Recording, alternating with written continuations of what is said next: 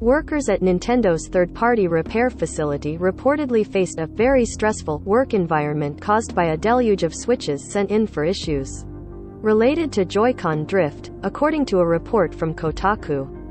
A former supervisor at the New York-based United Radio, the company that partners with Nintendo to repair broken devices, told Kotaku that the large volume of Joy-Con repairs resulted in a high turnover rate and lots of mistakes. United Radio is its own company. Nintendo merely acts as the middleman, handling customer communications and leaving the repairing to United Radio, which serves Nintendo customers located in the eastern half of the US. The ubiquity of Joy-Con drift led to easily thousands of Joy-Cons that passed through United Radio in a single week, and prompted the company to set up a workstation dedicated to Joy-Con repair, the former supervisor told Kotaku. Joy-Con drift is a widespread issue that causes the controllers to input movement when there is none, which often manifests itself as your character moving around in screen when you're not touching your thumbsticks. Although many Switch owners hoped the newer OLED model would fix Joy-Con drift, the issue still persists, and Nintendo itself suggested it may never be fixed. In 2019, Nintendo started repairing Joy-Con drift for free, even with an expired warranty. Most temporary employees stopped working after 2.5 months. According to Kotaku, United Radio hires many temporary workers through the staffing firm Aerotech. Workers reportedly become eligible to be hired as full-time United Radio employees after 3 months of work. However, the former supervisor told Kotaku that most temporary employees stopped working after 2.5 months, whether they just didn't show up for work or were fired.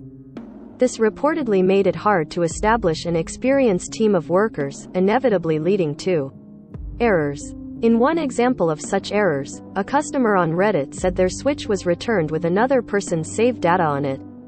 There are numerous other complaints online, citing faulty repairs, missing components, or damage to their system.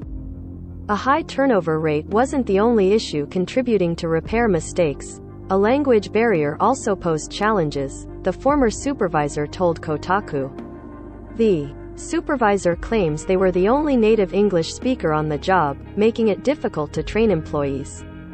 Bilingual workers would reportedly often have to act as a liaison to relay information between the trainer and trainee. Tight turnaround times didn't help with these issues, either.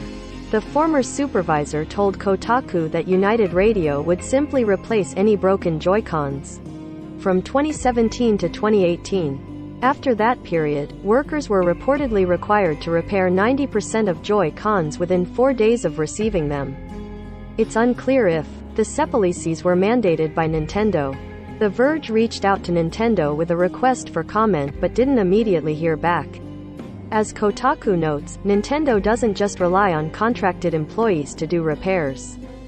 Former and current employees at Nintendo's Redmond, Washington headquarters told Kotaku that Nintendo employs temporary workers for 11-month cycles with a 2-month, or longer, break in between, with employees losing access to healthcare during this window. Earlier this week, a former Nintendo employee filed a complaint with the National Labor Relations Board, claiming that they were fired by Nintendo and staffing agency Aston Carter for attempting to organize a union.